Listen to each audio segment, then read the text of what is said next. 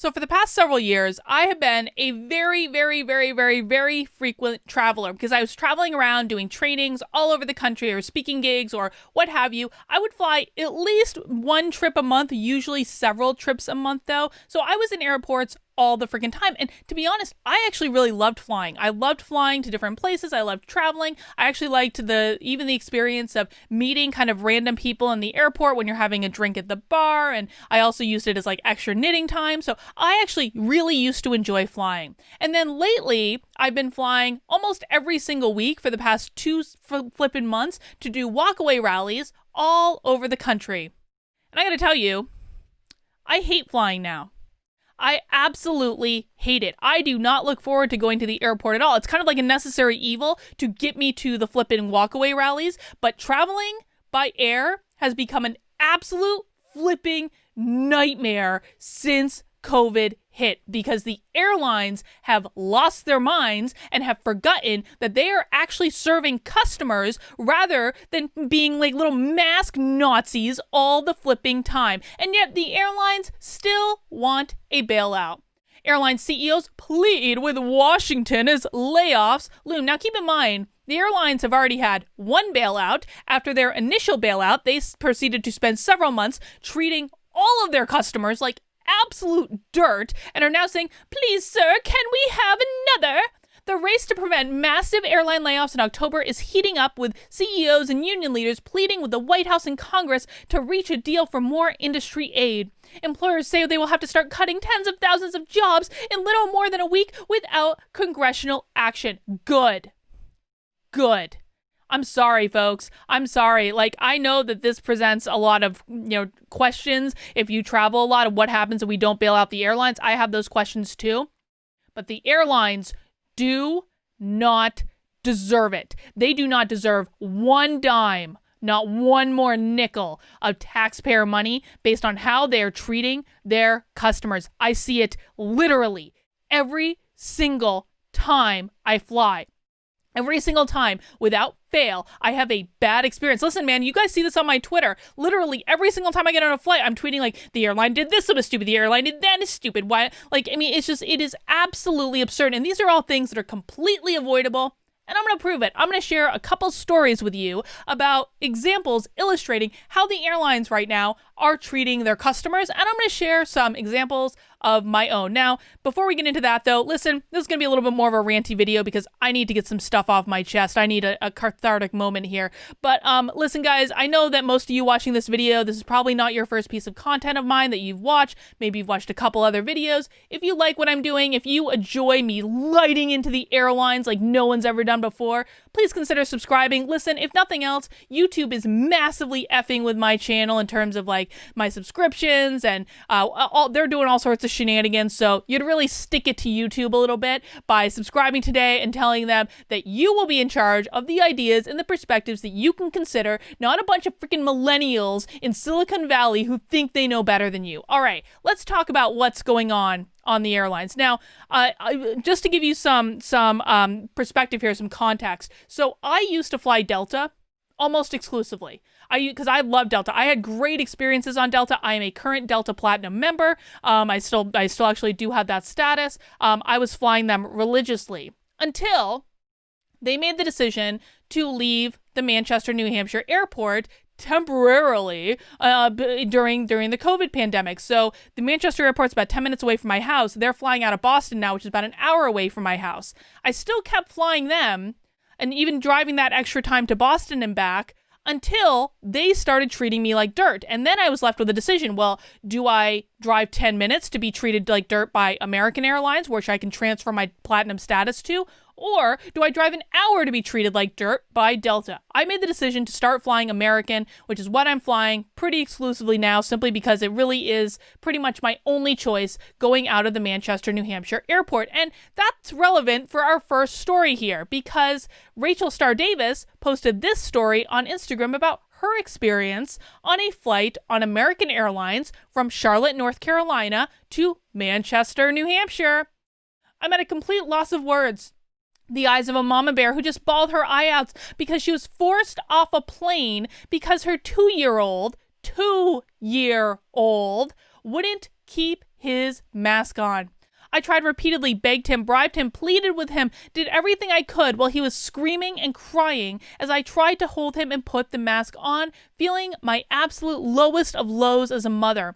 Before I even sat in my seat, flight attendant Terry on American Airlines Flight 5595 from Charlotte, North Carolina to Manchester, New Hampshire on September 17th, approached me and asked how old my son was and demanded, according to their policy, he wear a mask. I told her this is our 4th American Airlines flight this week and he has never been asked to wear a mask. She informed me he, my overtired 2-year-old, would need to comply with their company policy or he would be asked to leave the aircraft. As I tried to put down my things and get a mask out, I heard Terry on the phone saying, "Yeah, it's clear there's going to be a problem, and we will need you to come down." The nastiest smug look on her face. Now, I bring this story up specifically because this happened on September 17th, right? On a flight from North Carolina to Manchester, New Hampshire. I flew on American the very next day, on September 18th, on a flight from Manchester, New Hampshire to Charlotte, North Carolina. Now, what the airlines often do is a flight crew will come in, they'll spend the night in a location, and they'll fly out the next morning. I am virtually positive that I had this exact same flight crew on my flight the next day. And here's why I say that. Because I was sitting in the first row in first class on the flight on September 18th in the morning from Manchester to Charlotte when I overheard an uppity, smug flight attendant demanding that a 2-year-old whose family was trying to board the plane put on a mask. The 2-year-old starts crying. The family starts reasoning with her, saying the 2-year-old's just being fussy. And the flight attendant, then I'm listening to this. I couldn't see it. I would have recorded it if I could see it, but I was listening to the whole thing. The flight attendant picks up the phone and says, "Now, we're going to definitely have a problem here with this 2-year-old." Kicked the family and the 2-year-old off the plane, then got into a discussion with another flight attendant where the other flight attendant was trying to be reasonable, and this flight attendant was like, nope, I can tell this 2-year-old is going to be a problem. I guarantee you it was exactly the same flight attendant. I am virtually positive of this. So this was not a one-time occurrence. This happens all the flipping time. Let's continue to read this story. I'll save you the rest of the horror that happened on the plane as I continued trying to get him to wear the mask, bawling my eyes out, hyperventilating behind my own suffocating mask, desperate to get home after the worst week. He would have been asleep before we even pushed back if they had just been human. And this is a key point. Flight attendants, most of them, not all of them, there are still good flight attendants. I had a wonderful American Airlines flight attendant on a flight I had yesterday. She was great. But most of them are not human anymore. What most of them have become are mask nannies. And nannies is actually not the N-word I want to use there. I just don't want this video to get demonetized, so we're going to call them nannies. In fact, I tweeted the other day, I said, here's my proposal. Until the airlines start behaving like crazy people, we need to change the title of flight attendant to nanny, because that is all these people do anymore is they walk up and down the aisles making sure everyone's wearing their mask. They don't even care about seatbelts anymore, folks. The airlines don't care about seatbelts anymore. They don't even say seatbelts. What they say is, we're going to walk through the aisles to make sure everyone is wearing their mask. There are 10 mask announcements before the dang flight even takes off. It is infuriating. By the way, they don't do food and beverage service. There's none of that anymore. They don't actually even interact with people on the plane at all. It is absolutely insane. The pilot had the final say. Lion wears the mask, or they will escort us off the plane. Rather than get themselves any bad press by escorting a crying mom and a 2-year-old off the plane, they forced everyone to deplane and wouldn't let us back on the flight home. Apparently, before we got off the plane, everyone who left before us lit up the crew in the gate area. Good. Because they deserve it. This is ridiculous. You're not only inconveniencing this family, but an entire plane of people many of whom just want to go home because you want a 2-year-old to wear a mask without being fussy? Have you lost your nut? The captain walked right by me as I screamed my head off in the absolute worst moment. They moved us to a flight tonight on the same airline whose company's policy kicked us off the last flight because my 2-year-old wouldn't keep a mask securely over his nose and mouth at all times. Is this the world we live in? This is not a mask debate. This is to be a goddamned human debate. She is absolutely correct. Absolutely correct. This is not an isolated incident at all. Let me tell you about another thing that happened to me on American yesterday. So I was in first class again yesterday, an upgrade that I paid for. When you pay for the upgrade, because I again travel a lot and I like to be comfortable. So you pay for the upgrade to not only sit in the nice big seat at the front, you also pay for the upgrade to get early boarding. Well, I tried to board the plane, and the person who was boarding the plane on the ground crew wouldn't let me on the damn plane, would not board me on the damn plane. I think it was because she didn't like my MAGA mask, and it made me stand there while every other person boarded the plane before me. Now, is this the biggest grievance in the world? Absolutely not. If this was an isolated incident, I would say, hey, well, she's a crazy bee, like whatever, and would have been done with it. But crap like this happens every single week. You know what also happened on that same flight that I was on September 18th? Again, I was sitting in the first row in first class. The same flight attendant that kicked a 2-year-old off the plane yelled at me because I was not sitting the way she wanted me to sit. I'm not making this up. She actually stood there and made me change the way I was sitting so that it fit her approval. Now I was in my seat. I wasn't bothering anyone. My seatbelt was buckled. My effing mask was on. And this woman just didn't like the way I was sitting. This is a power game. This is all this is. And these people do not deserve one more dime of our money until they fix this problem. Now, American is not the only airline that's having some problems. Let's check in with this story from Mikey Harlow. Mikey, as many of you know, is traveling with me around the country to do walkaway rallies. We travel together, but Mikey usually flies on Delta because it goes right into New York, which is where he lives. And he witnessed some bad behavior on Delta yesterday on his flight home. I just witnessed the most outrageous behavior I have ever seen on a plane, and I'd love some answers from Delta and or the FAA. This happened on my 2 p.m. Delta flight from Tampa to LaGuardia. The person was seated in seat 25D or E, flight number DL0757. The man was sitting behind me. I was having a conversation with the person sitting next to me while eating. Suddenly, the man sitting behind me barks, "Boy!" Yes, he called me boy. "Are you aware of FAA regulations that your mask must remain on at all times?" I turn around and say, "Boy, are you aware of FAA regulations that masks can come off while you're eating?" Which is true. In fact, if you're flying, you need to bring some snacks with you, man. Bring some snacks, go to the store. Because first of all, the airlines, again, they're not serving food, really. I mean, every once in a while, you might get like a little snack or something, but go to the freaking convenience store, get some snacks, because it gives you a great chance to take your mask off, to have a little break from it while you're eating, and they don't bother you at all as long as you're eating, except in instances like this. Let's keep going. He then goes, "What'd you say to me?" Then he goes, "No, you're not going to be eating whenever you damn please. You can eat through your mask." I knew that I was about one word away from getting into a fist fight with this guy, so I just said, "Thank you, Karen," and bit my tongue.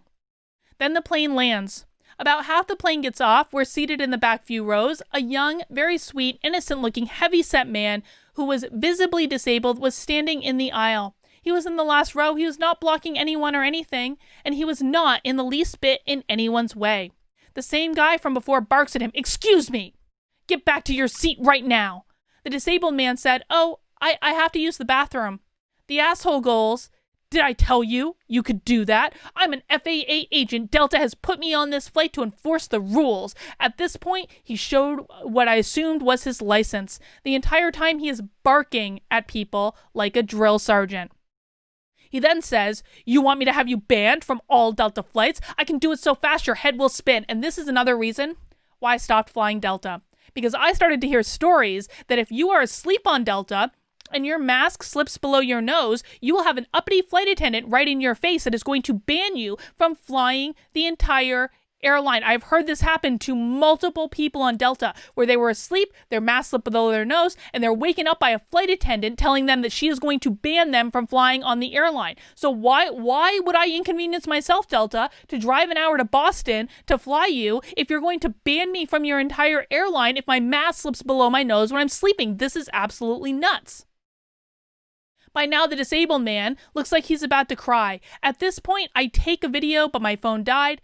He is shaking his legs, clearly needing to use the bathroom. He says, "Oh, okay," and sits down. And then the most egregious thing happened. It's quiet for a minute. Then suddenly, the asshole turns his head back towards the disabled man and yells, "Should I do it anyway? I can do it anyway." He's talking about getting him banned for doing nothing wrong. This was what really disgusted me the most, because it's clearly not because the man is breaking any rules or bothering anyone. You are there bullying a disabled man in your capacity as a supposed representative of Delta and or the FAA, threatening to punish him for not kissing the ring. And then he started screaming at an older woman who was standing by her seat. He barked at her, "Sit down." At this point, the disabled man's mother said something to him. I couldn't hear what. The next thing I hear, the asshole screams to the flight attendant, "Ma'am, this man just physically threatened me." He then turns to him and goes, "You just physically threatened an FAA agent. Oh, you're effed now." I didn't hear what his response was, but the man and his mother were sitting about 3 rows behind him, and the kid was extremely meek. He was disabled. There is absolutely no way in hell he threatened this psycho. At this point, I'm being rushed off the plane. The last thing I heard the asshole say was, "Who do you think you're talking to? I'm not an effing Trump supporter." At that point, I turned around and in my most cutesy sing-songy voice, I said, "I am," and strutted off the plane. I really wish I took more of a stand, and I'm a bit disappointed in myself that I didn't. Mikey, I am not disappointed in you because I need you not to get banned from the airlines. And this is the reality that we're living in. If Mikey had stood up and defended this kid from being bullied by whoever this guy was, he is risking getting completely banned from flying at all because these airlines have lost their minds and have stopped treating customers like customers. I'm actually convinced that the airlines hate their customers at this point. So why should we give them more money? No. I can tell it was about to get ugly if I opened my big mouth, and I was honestly afraid of getting banned on an airline I fly every week. This guy was a maniac. I've been traveling since I was a child. I have never in my life witnessed anything like this. Delta, I would like to know who this person was, what his job is, and in what capacity he was on this flight. I was in seat 24D. He was seated directly behind me. This is totally unacceptable. What employees or representatives could possibly have where it was okay to bully and threaten your own customers? And he got kind of a bad picture of him. But I mean, listen, this is where the airlines are at. They are every single flight that I am on, they are bullying and threatening their own customers. And now they want us to pay because they are shitty at running businesses that people appreciate. But, sadly, looks like some GOP senators are not getting the memo. This is from the Washington Post yesterday. Key GOP senators introduced bill to give airlines $28 billion more in payroll aid. They are very literally trying to support this bad behavior. Listen, man, when you treat your customers well, your customers come back and they're loyal. I was loyal to Delta for years because they treated me really, really well. No more. This is not okay. This is literally supporting these airlines treating people like they are less than human when they're just trying to travel. The best thing to do, the best experience on an airline is when you don't even notice the flight staff, is when they leave you the F alone. That is not what it is like to fly every single time now. 2 leading Republican senators introduced legislation Monday that would give airlines and ground contractors another $28 billion in payroll support to avert tens of thousands of layoffs planned for the beginning of October. I'm going to say this too. Again, I'm in airports every single week. When I first started doing these walkaway rallies, airports were really sparse with people. Now, every single airport I'm in, there are people there. There's a fair number of people there, especially when you're in the hubs. There is a fair number of people there. I don't buy for one single second that these airlines couldn't be adding more flights. And P.S., by the way, American isn't even socially distancing on their flights anymore. I don't know if they ever were, but they certainly are not now. Everyone is crammed in as though these masks are going to be the ultimate decider. Guys, as a reminder, you're supposed to wear masks when you couldn't socially distance. Now, Delta, last time I flew them, they were socially distancing. They were blocking seats so we weren't shoved into a can like sardines. Southwest, last time I flew them, was socially distancing. America, they aren't socially distancing at all. Their flights are completely full every single time. They could be adding more flights to make more profit. They are choosing not to do it. But there is bipartisan support in Congress for providing more government aid to help the airlines, which continue to struggle as fewer people are traveling during the pandemic. I don't buy it at all. Fewer people are traveling. Yes, I'm sure the pandemic has something to do with it. I don't want to dismiss that, obviously, of course.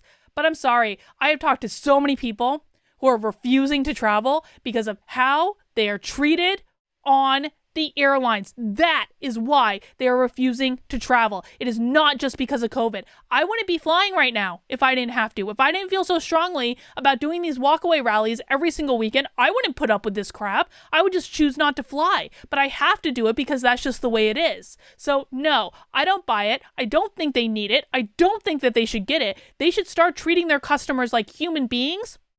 Then we can talk. Then we can talk, airlines, once you cut the shit and actually start treating your customers like customers again. All right, guys, that's all I've got. Whatever. I'll see you soon.